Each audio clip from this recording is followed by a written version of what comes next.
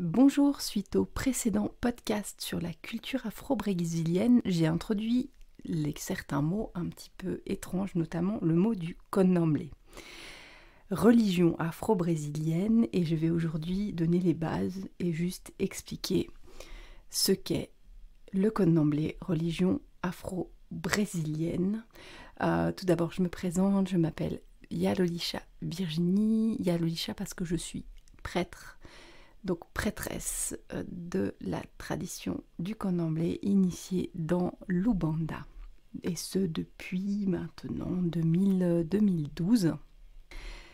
Le but de ce podcast, ça va être d'introduire le candomblé par plusieurs thématiques, juste de poser les bases historiques plus approfondies que le précédent podcast, la croyance et le culte qui en découle. Le candomblé, c'est une religion qui mélange le rite catholique, indigène amazonien et des rites africains. C'est une religion, je vais insister, qui a émergé au cœur de chrétiens qui ont mis en esclavage des indigènes amazoniens et des indigènes dans le sens des habitants sur des terres qu'ils ont exploitées et qui sont allés chercher d'un autre continent des tribus, différentes tribus d'origine africaine, plutôt Afrique de l'Ouest pour le Brésil. C'est donc une culture et une religion qui a émergé du plus profond de la souffrance et de l'acculturation. Et je vais préciser ce mot d'acculturation, c'est l'acculturation, c'est le fait de perdre et d'être déraciné de sa propre culture.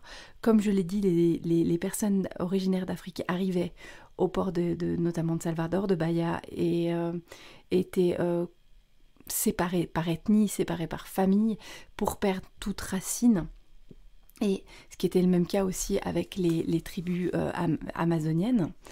Et il ne faut pas oublier aussi que ça restait quand même même si ça n'excuse en rien, hein, je n'excuse absolument pas la mise en esclavage, mais le fait est que ça restait quand même des personnes d'origine portugaise, des colons qui sont arrivés pour faire des exploitations et qui, par essence, avaient perdu aussi une partie de leur culture. C'est-à-dire, on est d'accord qu'ils étaient encore en famille, mais ils avaient perdu une partie de leur racine, c'est-à-dire qu'ils avaient perdu une partie de leur terre.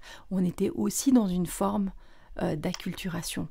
C'est dans ce terreau-là, de cette espèce de triangle où il y en a qui ont complètement perdu, les Africains ont complètement perdu leurs racines, ont perdu leur ethnie, étaient complètement leurrés de leur terre. Je pense qu'ils ne savaient même pas où ils avaient atterri dans le monde.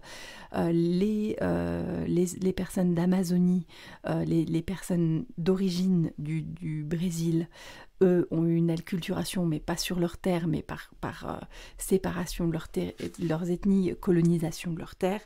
Et les personnes européennes, par migration, par colonisation, ils envahissaient des terres et ils volaient des terres qui ne leur appartenaient pas.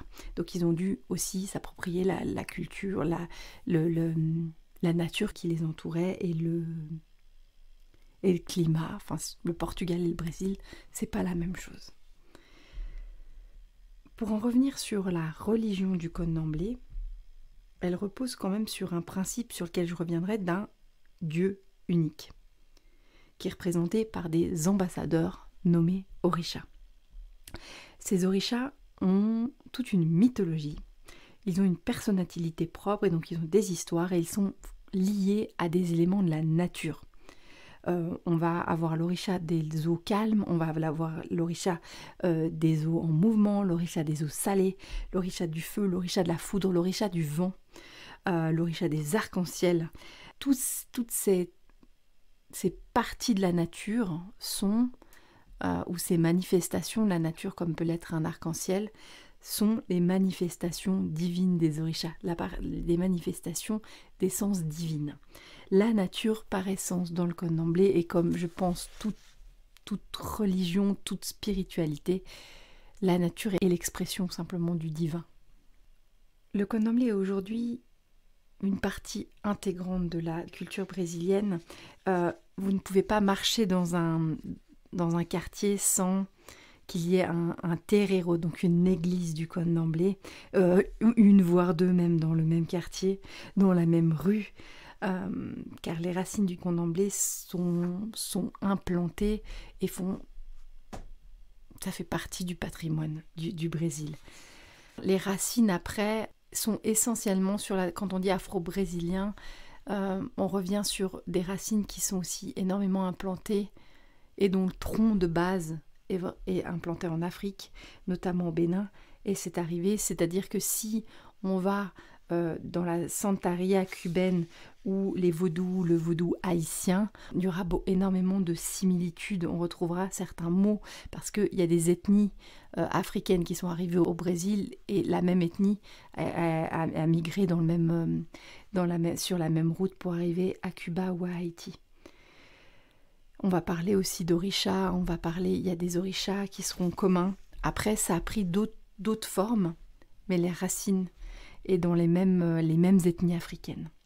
De ces racines africaines ont émergé comme un arbre, ont émergé le candomblé, la santeria, le vaudou haïtien, et il y a eu des branches qui ont poussé et qui ont fait d'autres mouvements spirituels que la culture du pays s'est appropriée. Au Brésil, par exemple, on va parler de l'Ubanda, de la Jurema, qui est l'appropriation avec les peuples autochtones et les peuples endogènes d'origine vraiment de cette partie du monde. Et là, il y a un brassage qui s'est fait pour faire germer une spiritualité et une religion à part entière, avec une culture à part entière. Je reviens un petit peu au niveau de l'histoire, même si je l'ai fait déjà, je vous invite vraiment à écouter le podcast précédent. L'histoire. Il y a des personnes qui sont mises en esclavage et des colons auront un souci important d'évangéliser. C'est-à-dire que les esclaves se verront imposer le baptême chrétien. Je n'arriverai pas à distinguer, je vais parler de chrétien, parce que je pense qu'il y a eu aussi du protestantisme et du catholique suivant les régions. Je vais parler donc du baptême chrétien. Pour garder leur foi, les personnes d'origine africaine qui vont être mises en esclavage vont dissimuler derrière des terminologies chrétiennes le Dieu et les divinités africaines. C'est-à-dire Omolu qui est le Dieu africain, qui est le Dieu unique, qui est au-dessus, qui est l'univers. On va l'appeler Dieu, mais le Dieu c'est Omolu. Dans les prières en langue nago, on va parler de Omolu. Orixalá ou Oxalá, suivant la région du Brésil où vous êtes, va se cacher derrière Jésus. Les déesses africaines vont aussi pouvoir être représentées dans différentes saintes catholiques. Vous retrouverez aussi Shango, une divinité vénérée énormément au Bénin aussi, dans la culture Yoruba. Vous pourrez le retrouver représenté au Brésil sous Saint François d'Assise. Bien que l'abolition de l'esclavage s'arrête qu'en 1888, la tradition syncrétique, elle va perdurer. C'est-à-dire qu'il y a quand même dans ce métissage, il n'y aura pas un moment un rejet des saints catholiques. On va aller, et une personne d'origine brésilienne, en général, elle va aller à l'église et elle peut aller au temple d'Ubanda, de Candomblé, dans un temple spirit. Tout va se mélanger. Et on ne va pas renier et rejeter les saints catholiques après cette période-là. Et le syncrétisme va permettre en plus de protéger la tradition du candomblé dans une période aussi compliquée dans l'histoire du Brésil, parce que il faut rappeler que le Brésil a été une dictature entre les années 70 et les années 80, donc 70 et 80.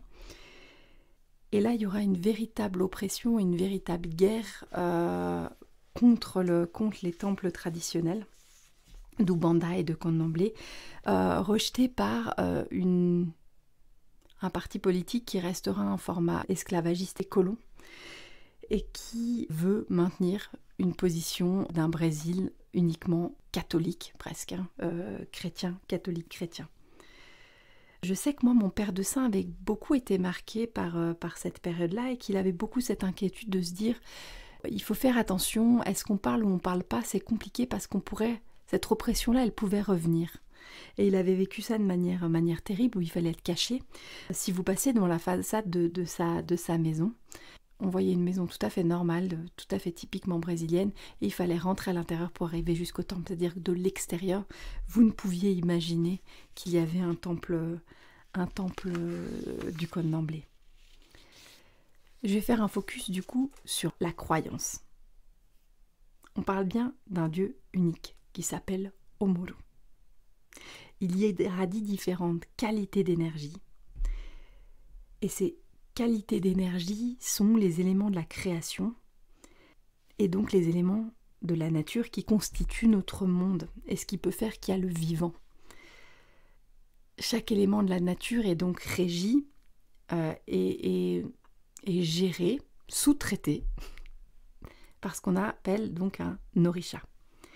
L'orisha, c'est donc la vibration, une partie de la vibration d'Omoru. Ils prennent une forme, je dirais, archétypale, avec une représentation, une forme d'humanisation, sachant qu'on les humanise pour notre compréhension, mais on reste sur une qualité d'énergie. On va pouvoir s'attacher à eux dans cette phase de personnification, parce que dans le format archétypal, donc la représentation universelle, on va pouvoir aller puiser de la force ou pas. Par exemple, vous pourrez retrouver certains archétypes dans les orishas masculins. Donc, il y a beaucoup d'orishas, donc 14 dominants. Je vais aborder juste quelques-uns aujourd'hui et je vais donner quelques éléments. Dans les orishas masculins, vous aurez Ogun, Shango, Orishala. Ogun, dans le syncrétisme, c'est Saint Georges qui terrasse le dragon. C'est le guerrier. Dans le guerrier, dans sa forme, c'est l'homme qui est au front. C'est l'homme qui va défendre. C'est l'homme qui va protéger. Il va régir les lois. Il va être là. Il va protéger.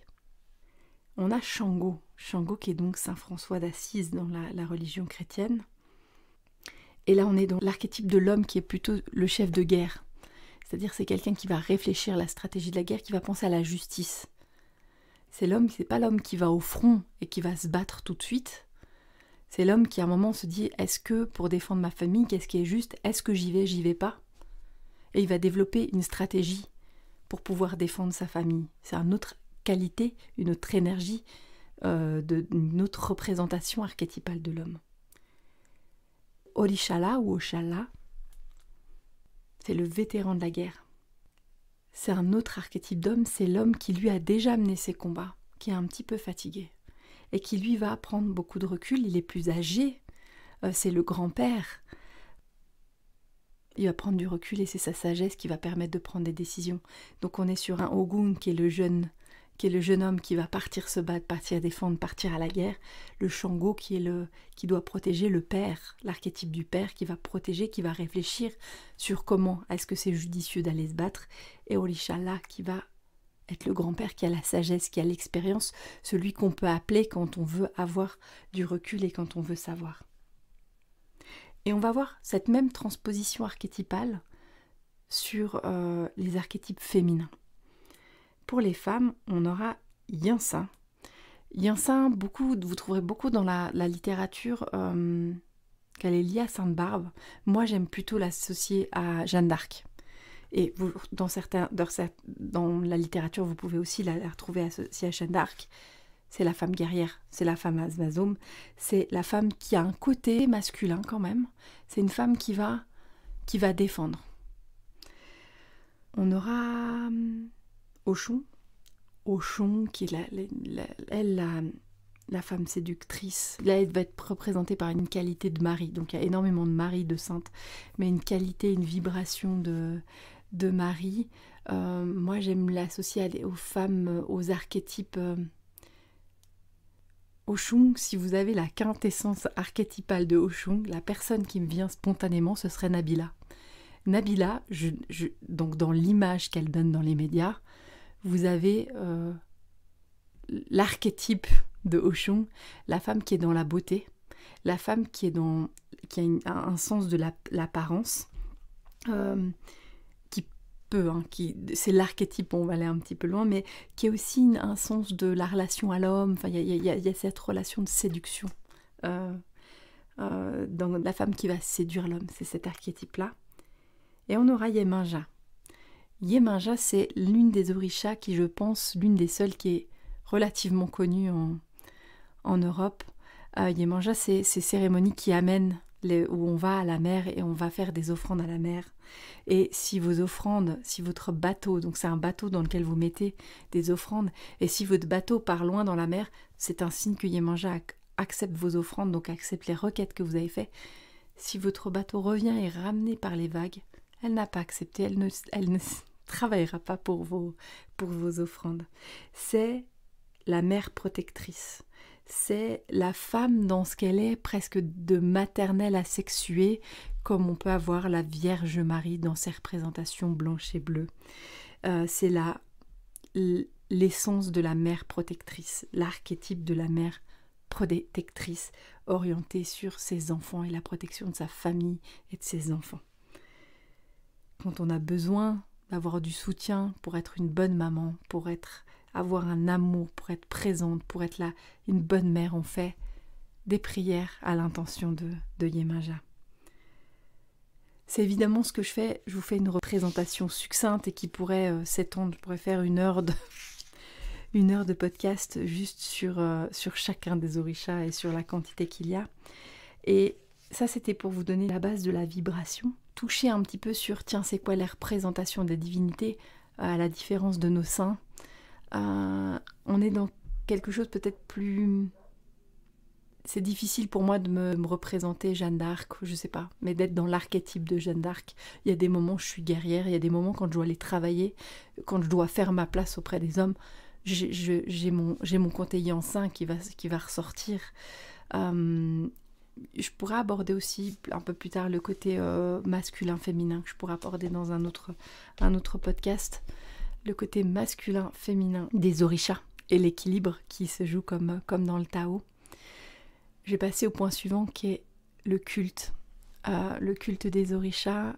Cette religion, c'est une religion qui fonctionne par fête, où chaque orisha a son anniversaire et sur lequel la communauté, une communauté d'un terreiro, d'une église, va se réunir à des dates précises pour célébrer l'orisha et pour célébrer les rites de passage des différentes personnes qui sont dans la communauté ou intègrent la communauté si c'est un rite initiatique.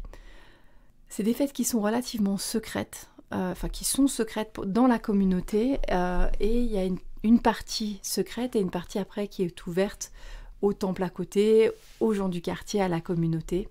Donc qui se divise comme ça avec cette notion plus mystique, plus on garde les énergies, on protège et après le moment de fête va pouvoir être partagé avec le voisinage. Ça se déroule tout au long de l'année avec justement des moments qui sont liés à la nature où Yemanja on ira donc justement une partie festive à la mer, le rite d'Oshun, il y aura une célébration auprès de rivières et d'eau douce. Orishala est partout, enfin il y a comme ça des rites, il y a la musique qui vient derrière. Donc ça fait, vu c'est soutenu, c'est quasiment une fête toutes les 3 semaines, en tout cas facilement une par mois, qui va célébrer, vu qu'il y a 14 orishas, dans lequel il n'est pas facile, en tout cas quand on n'est pas... Il y a des gros temples qui accueillent peut-être touristiques, mais il est quand même pas simple quand on est touriste de pouvoir arriver comme ça et de savoir où on peut rentrer dans quel temple, dans un temple. En tout cas, il faudrait une personne brésilienne pour vous introduire dans un temple, pour savoir où il y a la fête, quand il y a la fête, si vous avez le droit d'y aller. Si vous avez préparer un voyage au Brésil quand les temps le permettront.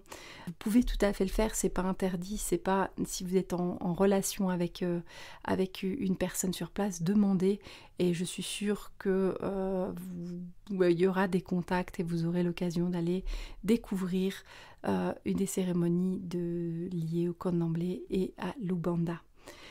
J'ai introduit juste l'Ubanda pour le prochain podcast parce que le candomblé est une ramification, est un tronc africain, ancré des racines africaines et qui, au fil du métissage, une branche s'est créée, notamment beaucoup plus avec les personnes autochtones, donc les personnes amazoniennes, et une ramification tête ouverte qui se nomme l'Ubanda, dont je parlerai lors d'un prochain podcast. En tout cas, j'espère que ce podcast a pu présenter, et d'ores et déjà je m'excuse parce qu'on c'est une présentation qui est brève et on pourrait écrire des livres entiers. Le but de ce podcast était vraiment de rester sur quelque chose, sur une thématique qui reste accessible et compréhensible, dans un jargon j'espère avoir le plus expliqué et le plus explicité possible.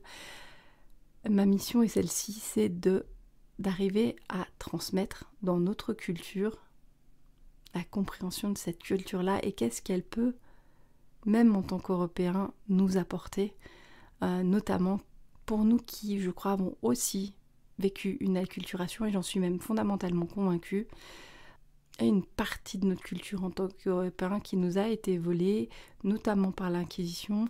On a aussi eu une très forte influence et une très grande pression sur l'évangélisation, à un point où on n'a pas développé le syncrétisme, et un point où nous avons perdu nos racines, nous avons perdu nos lieux sacrés, nous avons perdu nos traditions, et elles ont un peu perduré comme les fêtes de Noël, ou qui sont en fait des fêtes celtes.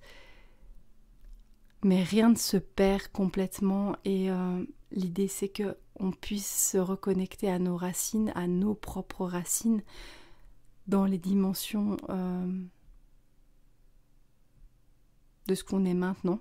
C'est-à-dire qu'aujourd'hui, je m'appelle Virginie et je suis née en Europe, mais j'ai été plein d'autres choses dans notre vie, et de se reconnecter à tout cet savoir et toute cette sagesse. Dans la spiritualité, on ne perd rien. Il n'y a pas de savoir perdu. C'est juste stocké quelque part et il va falloir aller le chercher. C'est ça que je vous souhaite et je peux accompagner à faire, c'est dire, vous êtes tous accompagnés de guides. Vous avez tous un savoir quelque part dans le cloud à côté de vous. Il faut vous reconnecter au bon serveur, au bon cloud via votre guide pour retrouver vos sagesses, retrouver le savoir ancestraux que vous avez acquis dans d'autres vies, que votre famille a eu peut-être dans des traditions, a eu un savoir. Quel que soit le lieu où vous êtes né aujourd'hui, on a accès à une spiritualité enracinée quelque part, profondément ancrée dans la nature, et qui dépasse la religion, qui intègre, j'espère avoir bien expliqué dans ce podcast, qui intègre la religion, les religions chrétiennes qui sont devenues une forme d'appropriation pour nous, qui ont intégré notre culture, mais pas que. On avait aussi tout un autre savoir. Je vous souhaite une toute belle journée, que je bénis tout votre chemin, je bénis votre famille, que Odishala bénisse votre famille, vous apporte la paix, la sérénité et la sagesse pour traverser cette période de ô combien houleuse. Ce podcast est enregistré en 2021, et qui a traversé 2021 sait combien tout un chacun est dans les montagnes russes. Je vous souhaite toutes mes bénédictions de paix, de bonheur et d'amour.